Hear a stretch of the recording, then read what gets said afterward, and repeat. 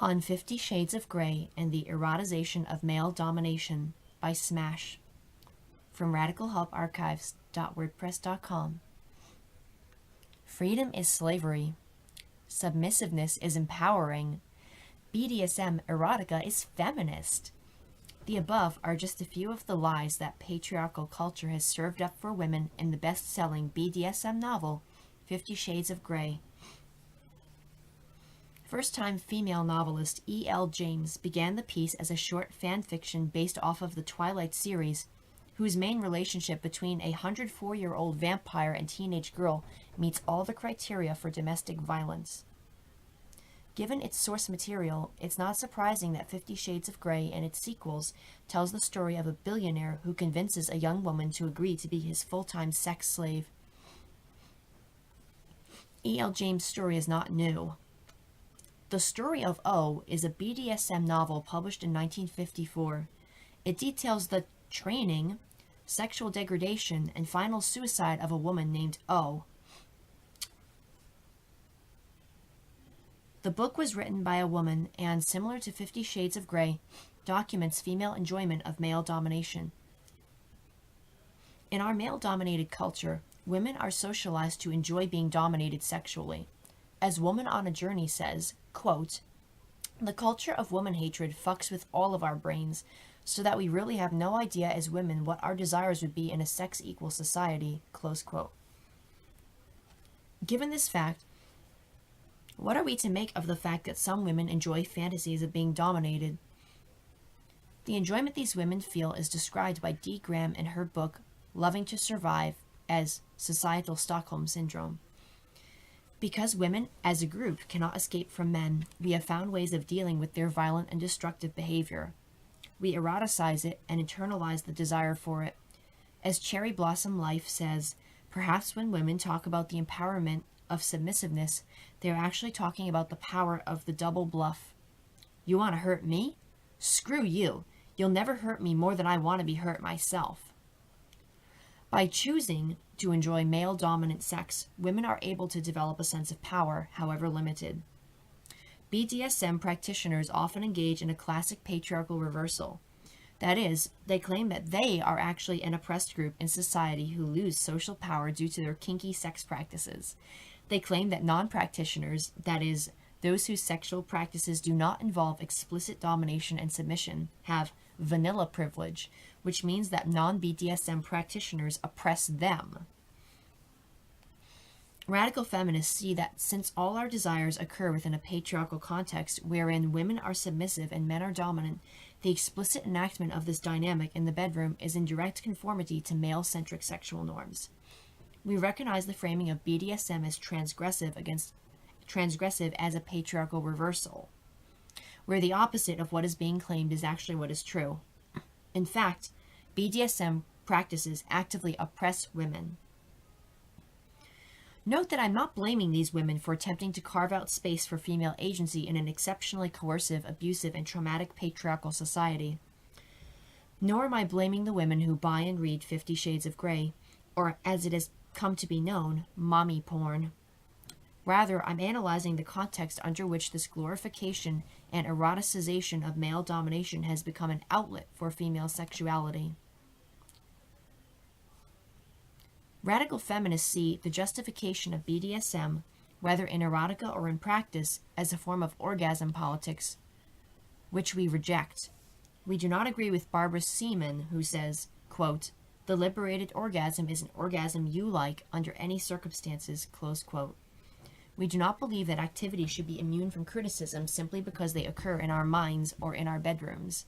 Rather, we agree with Sheila Jeffreys when she says, quote, "Traditional forms of male supremacist sexuality based on dominance and submission and the exploitation and objectification of a slave class of women are being celebrated for their arousing and transgressive possibilities," close quote. There's nothing transgressive or feminist about BDSM, erotica, or sexual practices. The popularity of this new novel, as well as the Twilight series, shows the way in which women cope with male violence and oppression by eroticizing male dominance. 34 responses. Lori says, "So true. My daughter writes young adult fiction and says that Twilight has ruined the once somewhat feminist culture, spawning a whole subgenre of supernatural teen rape romances. E. Hungerford says, the sex-positive insistence that any orgasm is a good orgasm just demonstrates how unable some feminists are to make connections between their bullshit platitudes and female reality. It is a fact that men have orgasms when they rape. That is how and why women become pregnant as a result of rape. Every orgasm is not a good orgasm. Every orgasm is not justifiable by the innocence of pleasure. Pleasure is not always innocent or harmless. The sexualization of violence is indefensible. Tina says, this is so endless. This shit's been going on for centuries. Nothing new. Pathetic, but nothing new. Witch says, oh, dem orgasms. Some weeks ago I saw a fun femme saying something like, how to have feminist sex. Use protection. Have an orgasm. What is this orgasm obsession? Do libfems think that when every woman orgasms, liberation will occur? This just sounds like the same old PIV, but with a new face. Now ladies will orgasm, and orgasms will change everything, right?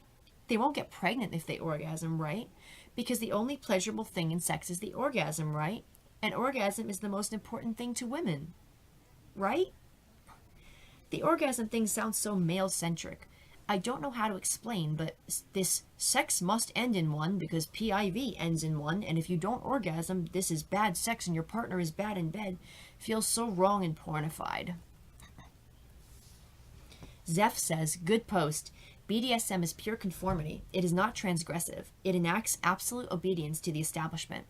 Rebels don't take part in BDSM if they can help it. I agree, Witch, that orgasms are pitiful substitutes for dignity and they can feel extremely bad under bad circumstances. The idea that they should be some kind of aspirational goal for women is just a joke. We can all do them better ourselves.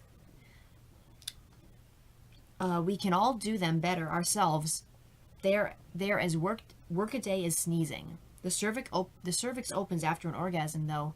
They might actually increase your chances of getting pregnant. And who wants that from some wally with a whip and a domination complex? Have orgasms in the safety of your own company or in the arms of a woman you love, or just don't bother and get on with the important things in life. Smash says, thanks to all for your responses. Lori, I'm sorry to hear that Twilight has infected your daughter's young adult fiction community. That is very sad. However, you must be very proud of her for noticing and for sticking up for autonomous female characters. To all, in liberal circles, consent is seen as the gateway to healthy sexuality. Why are some practices immune from criticism simply by occurring under the umbrella of consent? It's baffling. Tiamat Hydra says, men think that if a woman doesn't want or enjoy sexual slavery, she has sexual inhibitions, and there's obviously something wrong with her, because there's no other way they can think of her sexual energy than submissive and masochistic, which is of course a patriarchal lie that enables them, given that there are women brainwashed into it to vampirize our sexual energy. Do they really think they can fool us who suffer the systematic oppression at their hands into believing that sexual male dominance is something other than the skeletal form of the whole engine? Do they really think that I can't see violence against women and misogyny just because it's sexualized and or romanticized? LOL. Since always, I've been able to recognize that there is something really rotten about how romance and sex are understood and portrayed in the patriarchy, and I wish clarity for every woman and girl on this planet in order to see it too. Smash says, what is interesting about this book and about the story of O is that they are written by women. These women have so internalized their oppression that they are handing it back to other women in the form of empowerment. I've even heard 50 Shades described as having revitalized women's marriages, as if convincing women to PIV with their Nigels is a positive thing. Again, I'm blaming the culture, not the women who have internalized the male dominance is erotic narrative. Karmarad says, nobody human wants to be hurt. Period. How sad that benighted women react in male-defined masculine fetishistic perversions. It's a psychopathology. They need help. Who can be anything but terribly sad? There is no joy here. It is so dreadful to become an object. Sickening. Please think about that, women. Run from it. You can. Lizor says, the story of O was written after the author's lover tossed her aside for a younger woman. I guess the idea was that her complete body and soul devotion to the asshole's superficial power trip would get him back. It's painfully sad. Which, I get what you mean by the orgasm being male-centric. It's hard to make a case for this as women's pleasure has been so constantly erased, marginalized, or co-opted. It is still very much a foreign territory. I do think that the focus on a linear style climax, which is consistent with male excitement and ejaculation, disorients us from our own bodily joy and pleasure. And I loathe the trope that insists that if I am not a sexual masochist, then I am both unhip and repressed.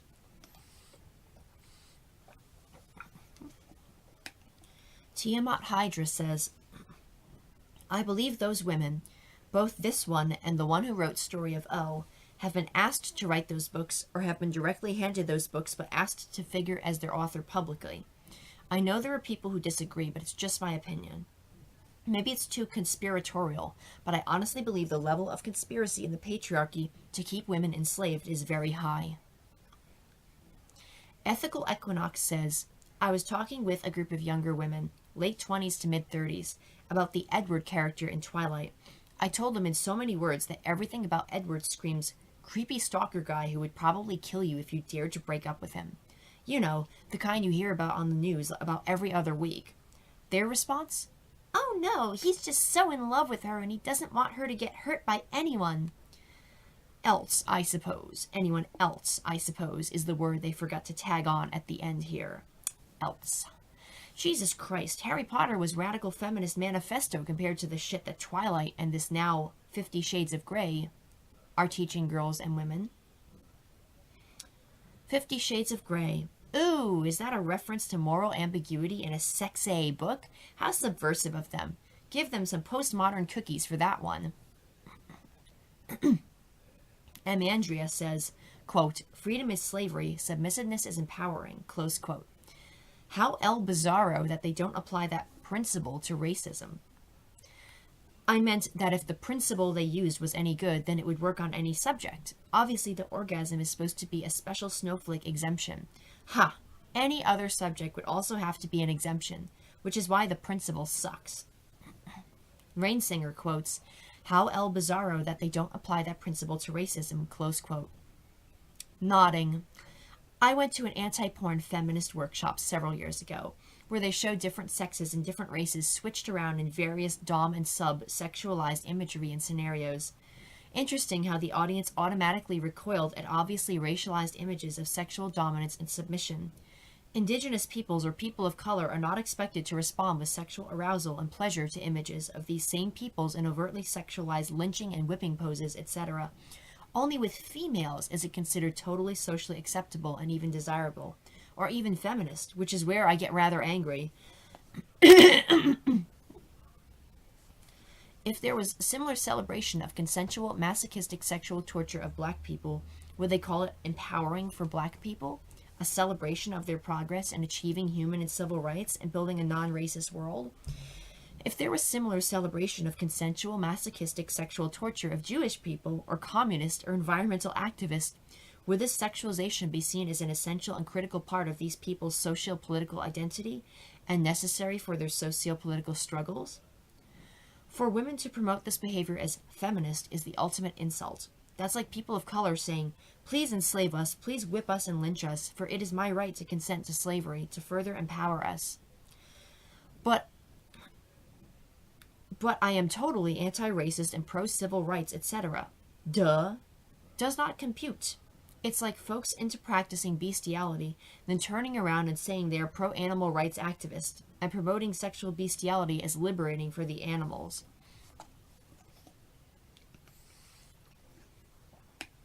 Marcia says, this book is just another example of the terribly adverse effects that so much of the media that is disseminated has on our society. Freedom is not slavery, submissiveness is not empowering, although at the time it may seem so because the submissive reserves the right to utter the safe word and sets the boundaries. Excuse me. I used to be in a lesbian BDSM relationship. So I am well aware of the promotion of the sub holds all the power rhetoric. And BDSM erotica is not feminist.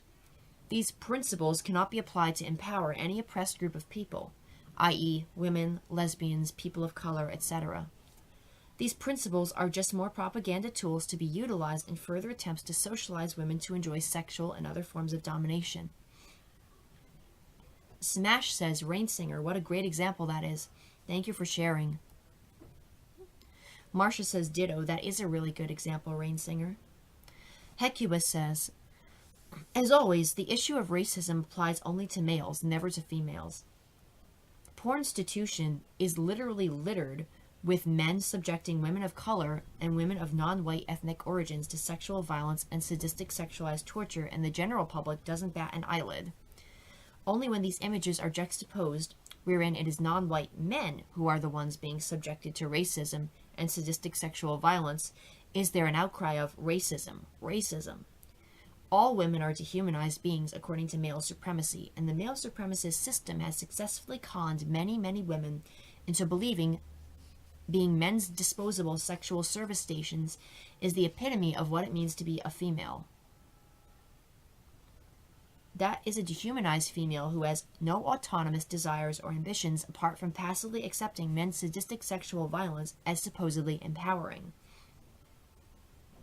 Denial is a very powerful weapon because for many women, recognizing the reality of male domination and male control over women and their lives means that what women believe to be reality is not reality but just men's lies. Not forgetting denial is a coping strategy because for women it is far easier to deny the truth and claim I am really in control or I am empowered, because all too often reality is too horrible to accept. Loving to Survive by D. Graham et al. Analyzes and explains why so many women prefer to deny their reality than take a long hard look at men's definition of women's reality and experiences. Smash says, Hecuba, thanks for your comments. I encourage everyone to read Graham's Loving to Survive. Both yourself and Katie S. recommended it to me, and it changed my perspective a great deal. Denial is such a coping strategy. Women don't want to recognize that men enjoy dehumanizing and degrading them. That's because it's such a difficult reality. Tiamat Hydra says, it may be difficult, but isn't it also difficult to capitulate? And if all women would face that reality, it would become less difficult because we'd all support our sisters in many ways and validate their suffering. I think in the long term it's more difficult to capitulate than to rebel, because if you capitulate, you escape from facing the horrendous truth. But in the long term, the horrendous truth will get to you and will make you ill, ignorant, poor, exploited, degraded, and vampirized. That's why I don't know why the hell women are into denial. Women who don't have independence options, it's clear why they capitulate. Survival, and these women get radical feminism easily. Because they're very oppressed, but not that brainwashed. Not necessary. My question is why Western women, with some options, and even middle-class career women, are still capitulating. Why? It drives me insane. Gail Dines, in her book Pornland, asks the same question, and she concludes that human beings are cultural beings vulnerable to indoctrination and construct our reality based on what we see. And since we're social beings, we don't want to get ostracized either, so those are powerful forces being used to enforce heteronormativity to the nuclear family. I guess that's true, but some of us have been immune enough to that, and we've rebelled and faced the truth. Yes, it's really horrendous and beyond, but I bet none of us would return to ignorance and turn her feminist awakening down if we had the chance. And that's because of a reason. This is ultimately worthwhile, and there are rewards to it, if only merely spiritual, but capitulating ends up in a lose-lose game. And for goddess' sake, our foremothers have fought hard for the little choices of independence we have now. Women should use them. Amananta says, BDSM is also racist, hearkening back as it does to tools and practices borrowed from the antebellum South's era of slavery of African Americans. They hold slave auctions as frequent tools of humiliation and praise used on subs or slaves in that scene. The slaves sold are required to do whatever their new masters want. Horrifyingly, I've seen this trickle into popular culture in schools and high schools as a fun game and money raiser for charities. Is it any wonder the scene is largely white people? There are exceptions, of course, but really, look at any online site with pictures at any public gathering. They gather in public frequently, despite their whining about their oppression. Carmarad says, the story of O is that the author's mentor and lover of a dozen years, Jean Palhan, who reminds me of Dominique Strauss-Kahn because he was much older than she and a libertine and literary lion, told her that a woman couldn't write erotica. He had other lovers, and it's true that she thought that she could capture him back using the written word. She was 47 and said she wasn't particularly pretty. By most accounts, she did not write her for a publication and read her work to him in parking lots and so forth. His wife had Parkinson's. He thought there was money to be made and got Olympia Press, famous for obscenity prosecutions, involved. The publisher, M. Girodius, got a quick and dirty translation into English and the show was on. The writer, Dominique Oury, was a respected literary figure who didn't reveal that she wrote the book for 40 years except to close friends. Palhan died, and Oury stayed alive until the late 1990s when she died at 90, saying her life was over when he died decades earlier. I keep thinking of that ass Strauss-Kahn and his wife, the one with the money, who has supported every disgusting thing he's done, from the rutting chimp days on. Now he's in the indictment process for pimping, and I wonder how long the wife will continue defending him. French women are in an especially difficult position because their bourgeois culture is still based around mistresses and cool chain-smoking, ugly intellectual men like Sartre. It's a strange little tangent they've been on for 50 years. Excuse me. Mavis Mantis says, this book that you're describing sounds horrible. I just wanted to say that erotica books that are written under female pen names are not always written by women. I have a male acquaintance who writes erotica novels under a female pen name because they're written for women and they sell better that way. He seems like a nice enough guy. I took a Reiki class with him in real life, and he was and still is very, very heartbroken over a wife who he was married to for several decades and who died several years ago.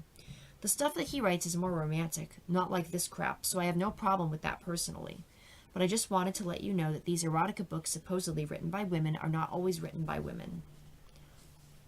Elin says, isn't it remarkably nice of these male writers to reserve the empowerfulizing stuff in BDSM erotica always to women? Like in virtually all other books of men, the male persons always do all the powerful stuff. But somehow when it comes to BDSM erotica, they refrain from empowerfulizing men and give the women all the power. Cough. Enduravet says, quote, orgasms are pitiful substitutes for dignity, close quote. Zeph, this hit me like the proverbial slap in the face. How right you are, how right indeed. Maggie says, I'm literally fed up with feminists who keep defending pornography, prostitution, and BDSM, and who keep supporting rape culture, BDSM and porn. BDSM and porn aren't feminist, for God's sake. Thank you so much for this post, Smash. I always love it when feminists oppose BDSM, lesbian or hetero. It's the most radical challenge ever to the rape culture out there. Women need to withdraw consent and refuse to reenact the symbols of captivity, rape, torture, and slavery as a turn-on. Women have to politically rebel against their own degradation. Feuerwerferin says, BDSM is not only racist, it is also anti-Semitic. Black clothes and leather are inspired by the Nazis, Schutzstaffel, and Foucault, for example, wrote that it turned him on to reenact the suffering of the Jews. The Nazis that still exist in Germany also seem to be above average into BDSM, and it's women who are humiliated, and of course not men. They don't bother to lie about empowerfization unless the self-proclaimed progressives, unlike the self-proclaimed progressives.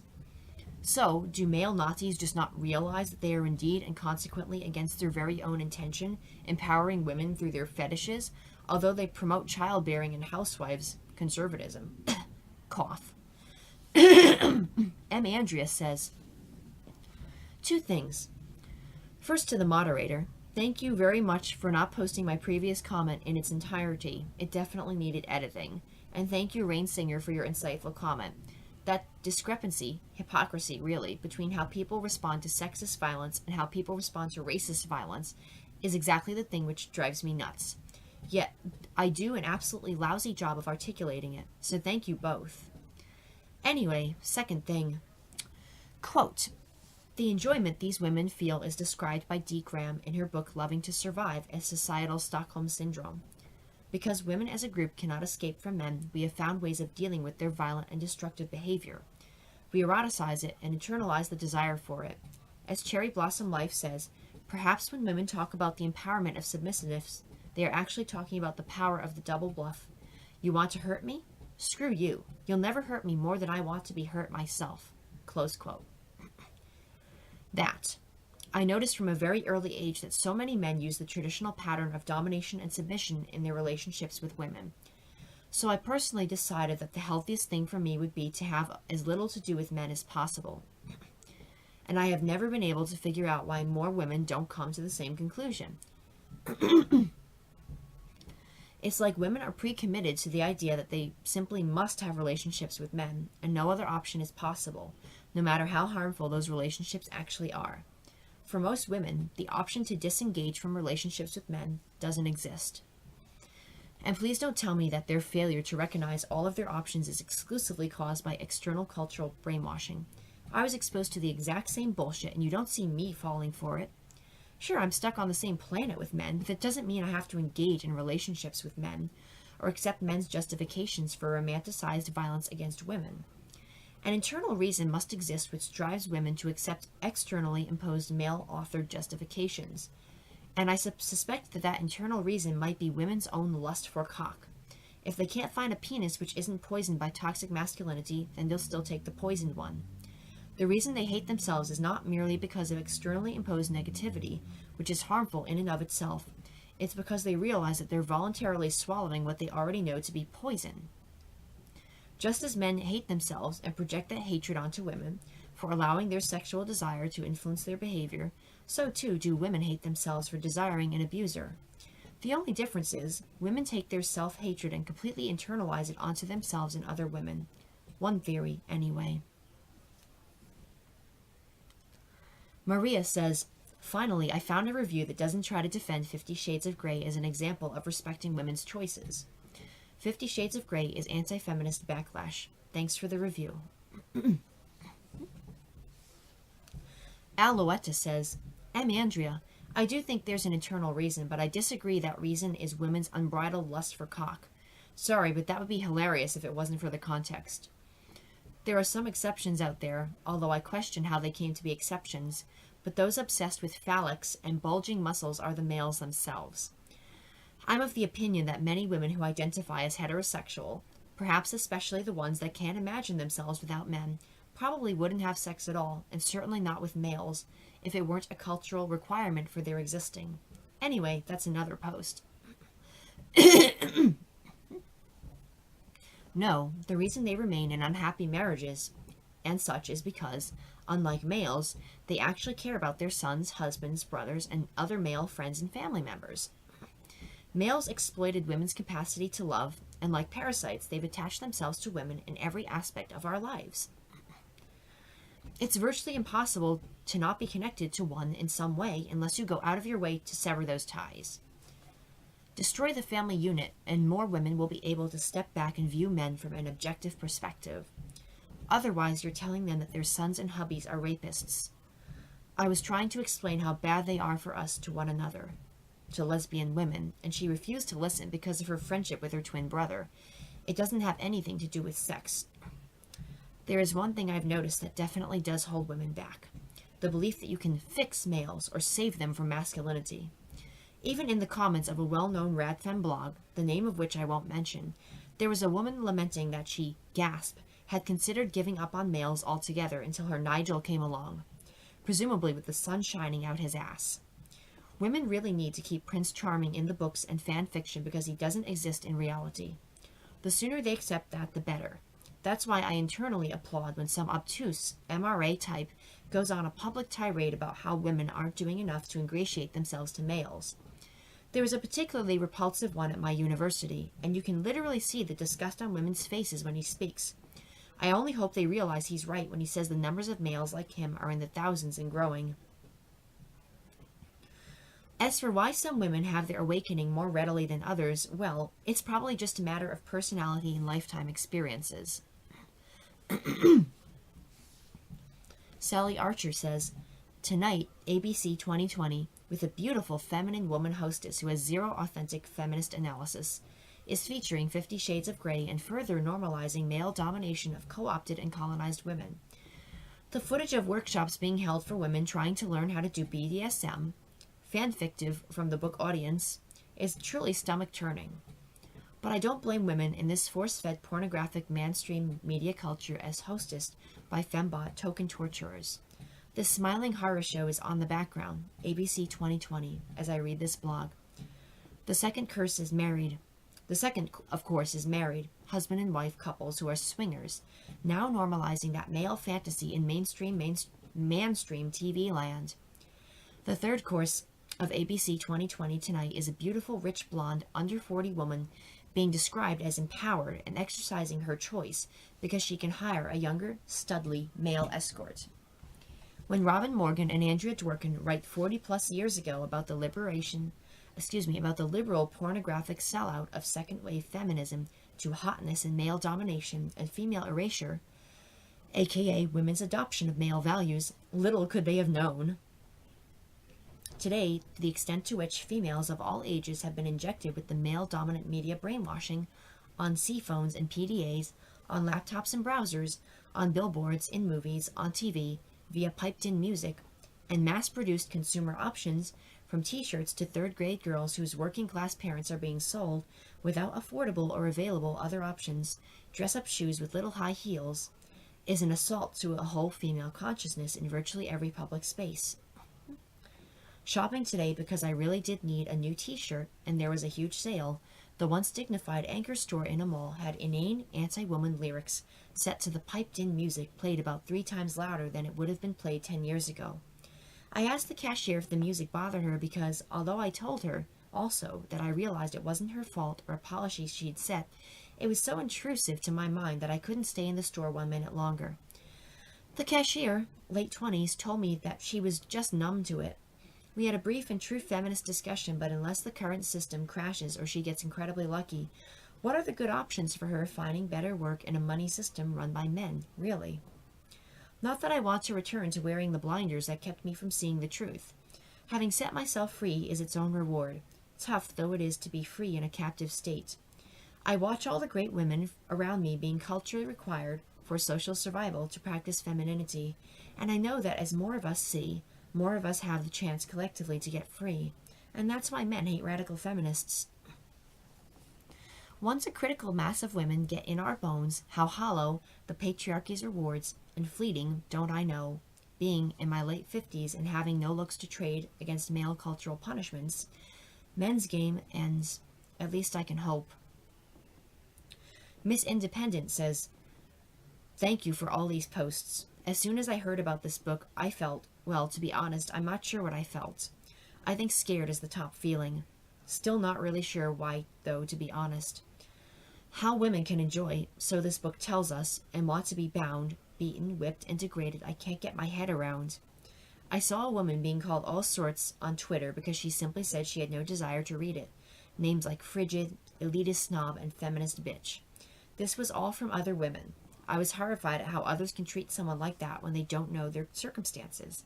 For all they know, she could have been one of the still too many victims of domestic violence. It sounds like another way to get women to believe that this is what they really want, and that you have to degrade yourself and let a man do whatever he wants to you in order to keep him and make him happy. Personally, I want a man who loves and respects me. But is that why I'm still single? The new brainwashing for women has arrived, and Sally appears to be working.